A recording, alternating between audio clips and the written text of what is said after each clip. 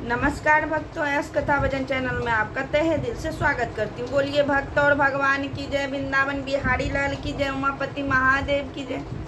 भक्तों, आज मैं आपको भक्तनी श्री सबरी जी की कथा सुनाने जा रही हूँ। भक्तनी श्री सबरी जी जो है भील जाति में जन्म लिए थी।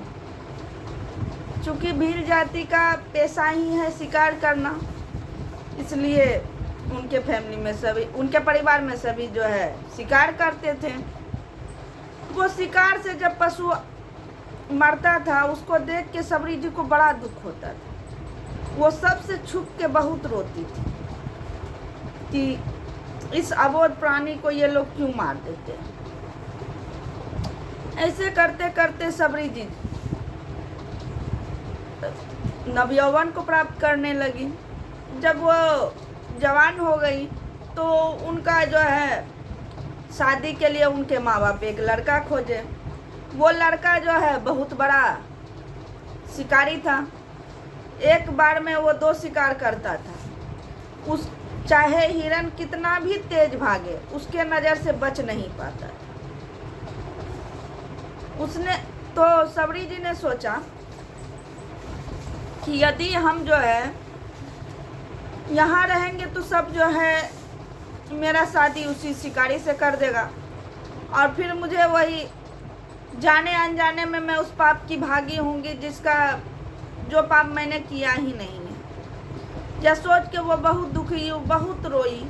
उसके बाद जो है सबरी जी क्या की, रात में जब सो गया सभी आदमी, वो जो है चुपचाप कदम उठा के बिना हलचल किए हुए, ताकि किसी को पता न चले, वहाँ से अपने घर से निकल गई। भागते रही लगातार 2-3 दिन तक भागते रही, बिना भूख प्यास की परवाह किए। ना उनको भूख का ध्यान था, ना उनको प्यास का ध्यान था। बस एक ही ध्यान था, कैसे भी मैं यहाँ से भाग जाऊँ ताकि मैं अपने माता पिता के हाथ में ना आ पाऊँ और सदैव भगवान का भक्त बनकर रहूं। यह कहकर वो भाग गई। भागते भागते वो पंपासुर नामक स्थान में पहुंची। जब पंपासुर नामक स्थान में पहुंची तो वहाँ पे उन्होंने मतंग ऋषि के बारे में बहुत सुनी। तो वो क्या की, वहीं पे एक छोटी सी कुटिया बनाकर रहने लगी और मतंग ऋषि के आश्रम के पास जो है सवेरे उठ के, मतलब 1:30-2 बजे रात में ही उठ के,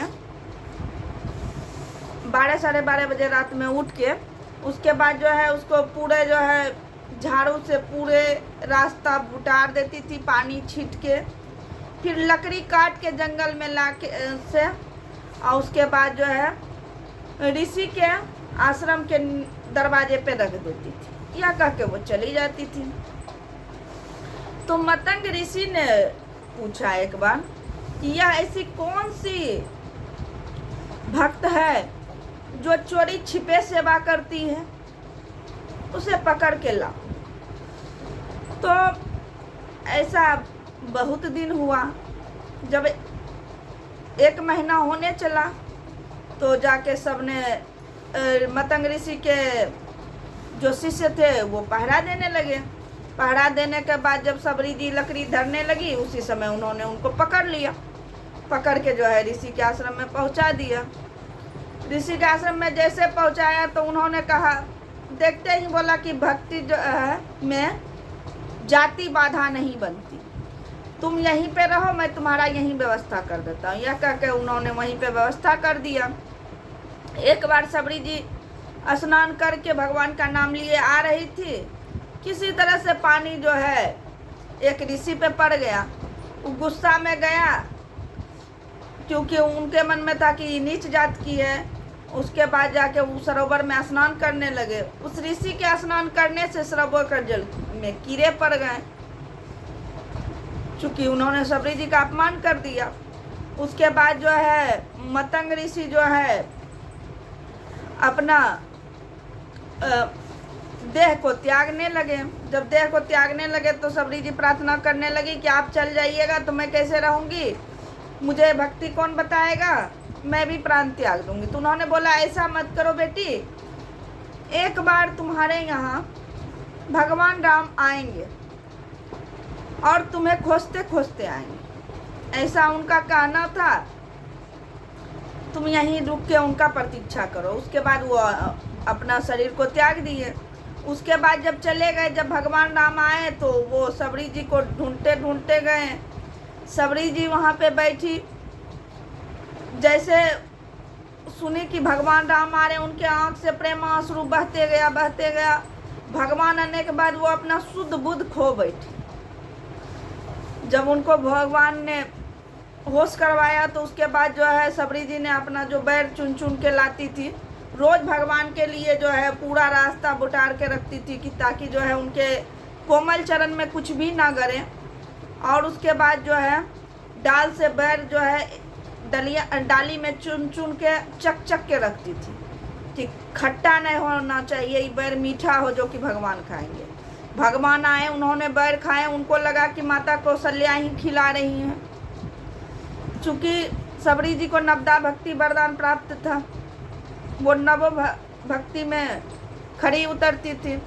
उसके बाद सबने पूछा कि भगवान राम आए हैं सबरी के यहाँ, तो सबका अहंकार खत्म हो गया। सब ऋषि का वो दौड़े भगवान राम के पास पहुँचे। उसके बाद उन्होंने पूछा कि सरोवर का जल कैसे शुद्ध होगा, तो बोले कि सबरी जी को ले जाके उनको चरण उसमें डिलवाओ।